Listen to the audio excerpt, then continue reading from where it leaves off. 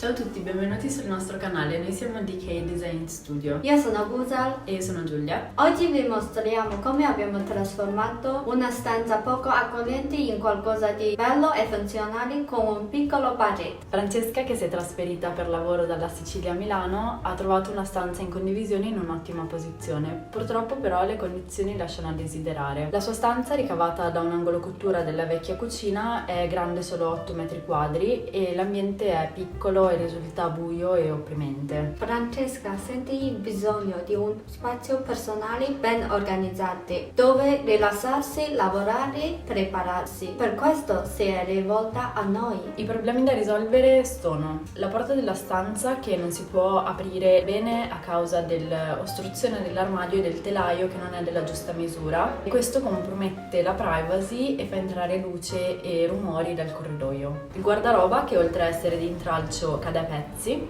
manca una scrivania e uno spazio dove lavorare, non ci sono molti piani d'appoggio né un appendiabiti, il letto che è un puff di 1,50 x 1,50 e quindi risulta piccolo, scomodo, e l'effetto d'insieme della stanza che è fredda e poco accogliente.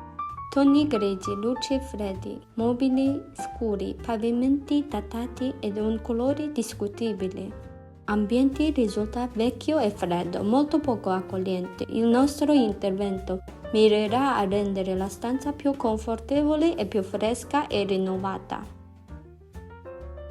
In base alle esigenze di Francesca, abbiamo elaborato una soluzione per un nuovo layout dell'arredo e per il restyling dello spazio abbiamo diviso la stanza in zona riposo e angolo TV, piccolo parete attrezzata, guardaroba, zona di lavoro. In base ai gusti di Francesca abbiamo scelto questi colori: rosa cipria, legno naturale, grigio caldo, bianco. Siamo poi intervenuti in modo mirato sui problemi principali.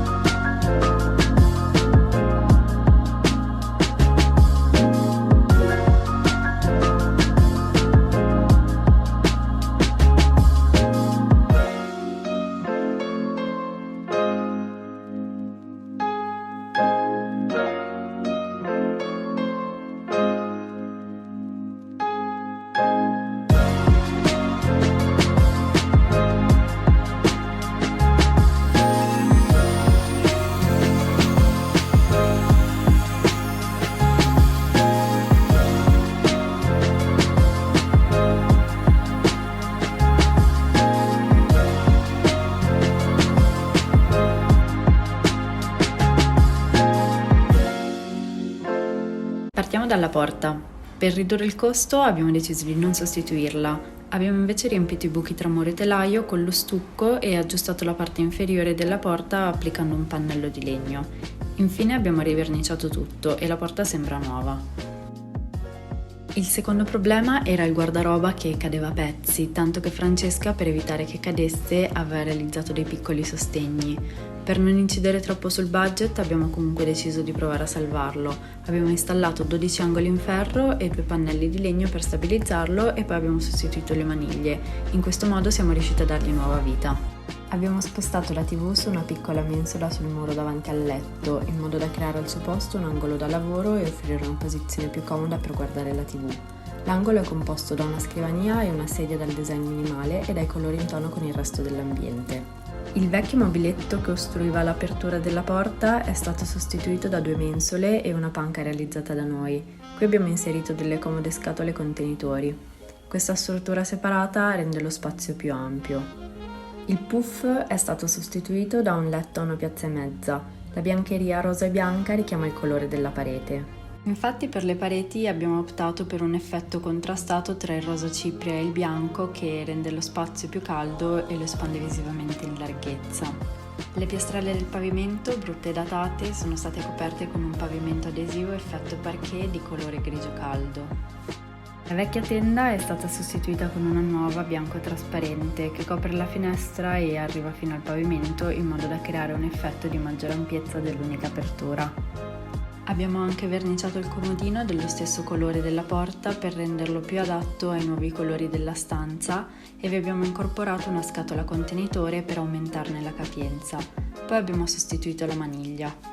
Infine, per rendere più accogliente l'ambiente, abbiamo aggiunto dei tocchi personali e qualche oggetto come uno specchio, candele, piantine e 2 quadretti realizzati apposta per Francesca. In uno la sua immagine stilizzata e nell'altro una scritta dedicata al mare per ricordarle la sua casa in Sicilia.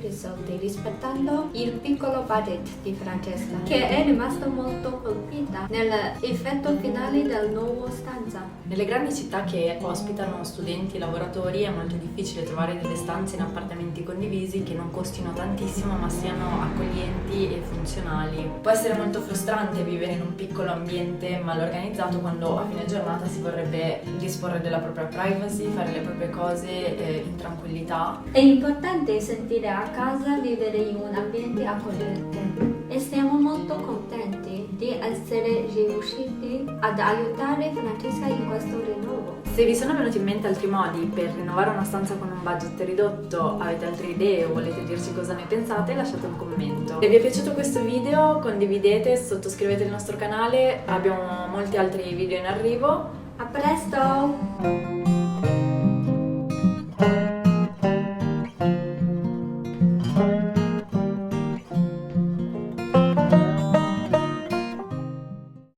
Essere riusciti. Wow, sembra una bella sfida. Seguiteci nella nostra canale. No. Sembra una bella sfida. Come giapponese!